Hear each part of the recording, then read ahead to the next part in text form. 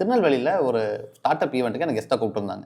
நானும் கெஸ்ட்டாக போயிருந்தேன். ஸ்டார்ட் அப்ஸ் வந்து திருநெல்வேலியில் இருக்குன்றதே எனக்கு முதல்ல ஆச்சரியமாக இருந்தது. 90% ஆஃப் பீப்புள் அங்கே வந்தவங்க எல்லாருமே வந்து ட்ரெடிஷ்னல் பிஸ்னஸ்ல வந்திருந்தாங்க. ஸ்டார்ட் அப்லேருந்து வரல. ஸ்டார்ட் அப்க்கும் பிஸ்னஸ்க்கும் பெருசாக டிஃபரன்ஸ் அவங்களுக்கு தெரியல. ஸோ முதல்ல ட்ரெடிஷ்னல் பிஸ்னஸ்னா என்ன, ஸ்டார்ட் அப்னா என்ன? இன்னோவேஷன் ரிலேட்டடாகவும் ஸ்கேலபிலிட்டி ரிலேட்டடாகவும் ரொம்ப ஃபோக்கஸ் அதிகமாக இருக்கக்கூடிய ஒரு பிஸ்னஸை ஸ்டார்ட் அப்னு சொல்லலாம். எந்த ஒரு பிஸ்னஸ் ரேபிட் க்ரோத் இருக்கோ, இமீடியட்டா ஒரு க்ரோத் சைக்கிளை நோக்கி போகுதோ, அது ஒரு டெஃபினேஷனா ஸ்டார்ட் அப் சொல்லலாம். ஒரு புது மார்க்கெட் ஸ்பேஸை கிரியேட் பண்ணக்கூடிய ஒரு பிசினஸா இருக்கலாம். இது எக்ஸாம்பிளோட சொல்லணும் அப்படின்னா, ஒரு ஹோட்டல்னா கஸ்டமர் வருவாங்க, சாப்பிடுவாங்க, பில் பண்ணுவாங்க, பிசினஸ் நடக்குது. ஆனா அந்த ஹோட்டல் அங்க இருக்கக்கூடிய லோக்கல் கஸ்டமரை நோக்கி மட்டும்தான் பிசினஸ் டிரைவ் பண்ண முடியும். திடீர்னு ஒரு ரேபிட் க்ரோத் வர முடியுமானா அவங்க நிறைய இடத்துல பிரான்சைசி ஓபன் பண்ணாதான் முடியும். ஆனா அதே ஒரு ஸ்டார்ட் அப், நம்மளோட ஜொமேட்டோவும் ஸ்விக்கியும் எடுத்து அதே ஹோட்டல் தான், ஹோட்டலுக்கு இன்வெஸ்ட் பண்ணல, ஒரு டெக்னாலஜி ஒன்று ரெடி பண்றான், ஒரு ஆப் ஒன்று ரெடி பண்றான், எல்லா ஹோட்டல் மெனுவையும் எங்க கொண்டு வர்றான். ஒரு நாளைக்கு ஒரு ஹோட்டல்ல ஆகிற டர்ன் ஓவரை விட ஒரு ஜூரிசேஷனுக்கு ஆகிற டர்ன் ஓவரே பெரிய turn over. So rapid growth